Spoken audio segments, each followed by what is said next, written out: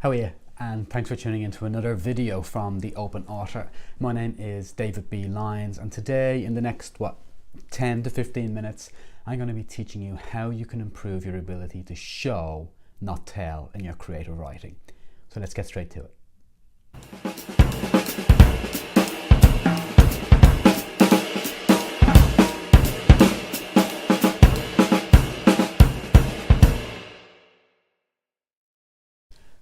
Okay, so there are 5 areas within your creative writing processes that you may be able to improve your show, not tell, and I'm going to go through each of the 5 of them over the next few minutes. I would also ask you to stick around till the end of the video because I do have a disclaimer which I would like to talk to you about with regards to this particular process. So let's take a look at the first way you can improve your show, not tell. You can improve it through your everyday storytelling. So let's have a look at how we can actually do that. So for example, if you had a particular plot point in your story where, let's say, your character called Sarah is kidnapped and you want to begin your novel like that, well, I would ask you then to break down exactly what happens in the process of Sarah getting kidnapped. So for example, where will we go? So let's say a kidnapper sees Sarah in the forest and he begins to chase her, and then he finally catches her and he finally puts her in the back of his van and he takes her to a cabin in the woods where he looks for ransom. He keeps her captive in the cabin and he looks for ransom. So we'll begin at the very start of that process there. Sarah in the woods and her kidnapper seeing her and chasing her.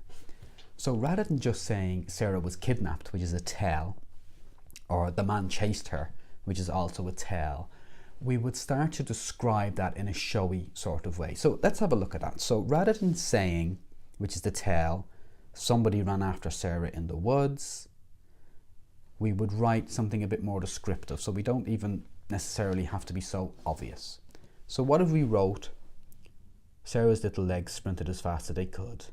She leapt over logs, leapt over overgrown tree roots, rustled her way through falling leaves. Her breaths became heavier and heavier with every passing second.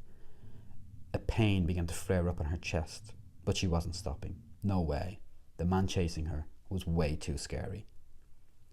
So we haven't even necessarily used the word run or even the word woods.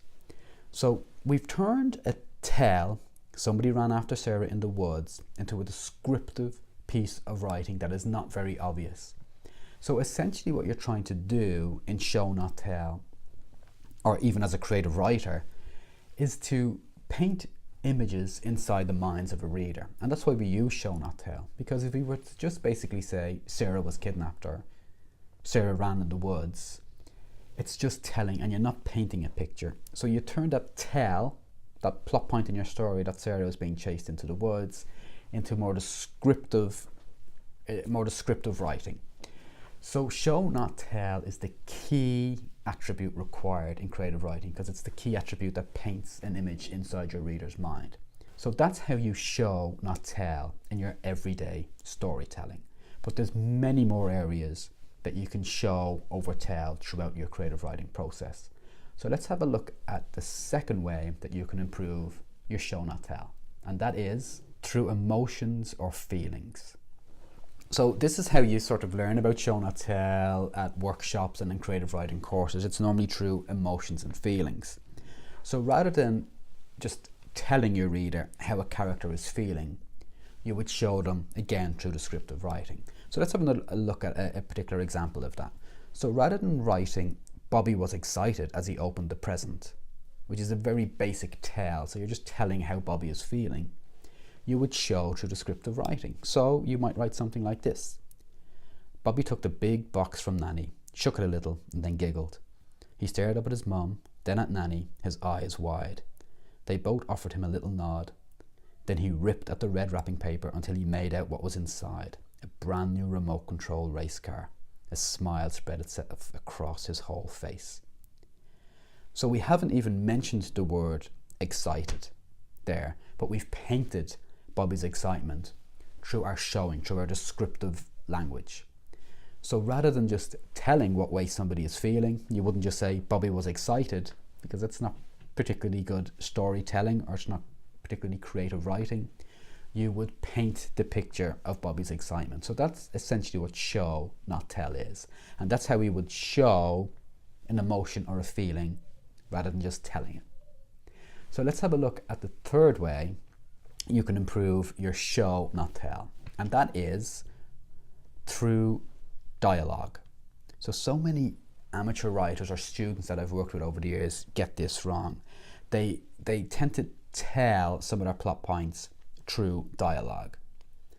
So rather than, let's have a look at this example. So if we had a character called Yvonne,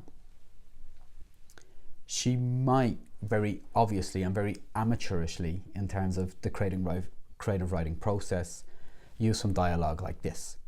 "I'm so upset because he cheated on me," said Yvonne. So you're giving away the plot point that Yvonne's boyfriend or husband, whoever it may be, cheated on her, but she's just letting you know this plot point through dialogue. That's sort of seen as bad storytelling because it's so easy and obvious to do that. So rather than writing it through dialogue, "I'm so upset because he cheated on me," said Yvonne, you might write something like this in a more show way over that obvious tell. So you might write, "Yvonne held a fingertip to the edge of her nose, then held her head back, her attempt to stop the tears from falling. She swallowed hard. 'Cheating bastard,' she said." So without being very obvious, "I'm so upset because he cheated on me," which is just a basic tell. You're telling your readers what's happening in the plot here. You might just describe Yvonne's sadness or how upset she is through more descriptive language. Her holding the fingertip to the edge of her nose, holding her head back to try and stop the tears from falling. So we're showing, not telling, that Yvonne is really upset because her husband or her boyfriend cheated on her. So don't tell through the dialogue, show it through some descriptive language first. Does that make sense? So I'm going to teach you a couple more ways, okay? So another way you can improve your show, not tell, is through dialogue tagging. This is certainly an area that an awful lot of students get wrong, and they use what I call crutch adverbs in their dialogue tagging to explain to the audience what way somebody is feeling or what way one of their characters is saying something, and it's a bit of a no-no. So I'll give you an example of it. "He can kill himself for all I care," John said angrily. Now, I don't like the use of angrily there because you're just telling your reader what way John said something. So you can get that across in a more showy, descriptive way by saying or writing something like this. "John clenched both of his fists, curled them into a ball so tightly that his fingers turned white. He can kill himself for all I care." So that's a much better way of getting that dialogue, that piece of dialogue across without telling your reader that John said this angrily. Because in the show example there, you can see on the screen, John is clenching his fists, he's curling them into a ball so tightly that his fingers are turning white. We can get the sense of his anger through the descriptive language, rather than just telling us or telling the reader that he's angry. So that's one way an awful lot of students of mine have told their reader something, when they could easily paint a picture in the reader's mind in a more creative way. So don't just tell through dialogue tagging, show, and then use the dialogue. And I'm just going to teach you one more way that you can improve your show, not tell. You can also improve it through your character description. So let's have a look at an example here, a bad example of a tell. So Pauline was a very messy young woman. So that's being very obvious and blatant. It's a bit amateur, that approach to writing. Just, you know what, I want to get across the fact that Pauline is messy, so I'm just going to tell my reader, Pauline was a very messy young woman. Now you know that you can improve that through descriptive writing, through show. So how you would show that Pauline is a messy woman, rather than telling that Pauline is a messy woman, you might write something like this. Darren had to step over the open pizza boxes, remnants of crust still inside him, before he could get to Pauline's desk. When he did, he still couldn't see the picture frame he was looking for, not until he sifted through old newspapers, empty cartons, and a mini mountain of sweet wrappers. So there we're painting the picture that Pauline is messy, without just being obvious and telling our readers that Pauline is a messy woman. So it's another way that you can improve your show, not tell. And I just want to come back to the disclaimer that I spoke about at the start of the video. So here's the thing about show not tell. There's an awful lot of people involved in the literature world that are a bit snobby about show not tell and think it's way too basic a tip to give people, but it's absolutely not. Show not tell is the essence, as far as I'm concerned, of creative writing.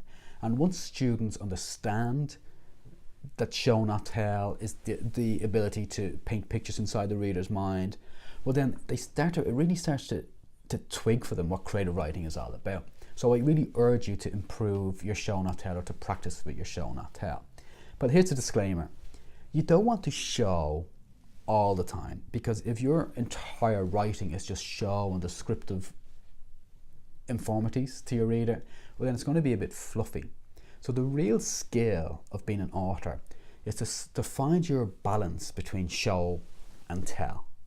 So when you find your balance, you're finding your own unique voice, you're finding your own unique style and your own unique approach to your creative writing. Because we all have to be different. I'm not asking you to write the same way I do, in the same way I don't write like anybody else. Because if we all wrote in the same way and used the same approach, well then there isn't going to be any uniqueness to how stories are written. So show not tell is not something I'm preaching, in a sense that it's not a commandment from my Bible in that you have to show all the time rather than tell, because it's totally up to you. You're going to have your own unique way to write your stories. So it's about you practicing these show not tell tips that I've given, and then finding your own voice, because at some stage you have to move your plot point on. So you have to tell or inform your readers that, you know, something is happening, or your character is a certain way. So you're telling in a way, you're telling in some sense, but it's best that you do that in a showy way, in a more descriptive way. But it's up to you to find how you do that, to find your balance, and you will only find it through practice. So show not tell is really step number one in you becoming a creative writer.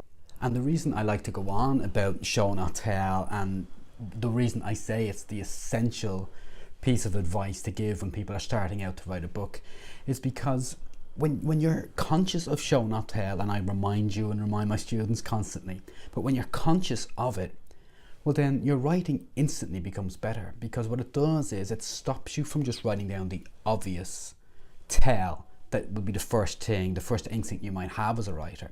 So if you are writing about, we'll go back to Sarah being kidnapped and her being chased in the woods, your default would be to talk about the girl getting chased in the woods. But if you're aware of the show not tell, well then you will begin to paint a description of a girl being chased in the woods, rather than just telling your reader that the girl is being chased in the wood.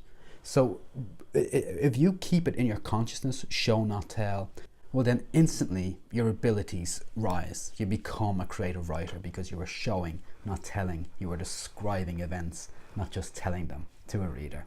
So it's the key piece of advice, because once you are aware of it constantly, you automatically become a better writer. This is the basic tip, show not tell. For further tips from the Open Author, do please hit the red button below to subscribe, and I would also ask you to comment on these videos, or do get in touch with me through my website, theopenauthor.com, and I'm very willing to help you out if you have any questions about your processes. So best of luck, do practice, and I look forward to seeing some of your work emailed to me or on my Facebook group, which is Future Author Society, which you're more than welcome to join, free of charge. And you can share some of your writing with me, and I will give you feedback, and so will the other authors that are in that group. So until then, I'll see you around. Thanks for watching.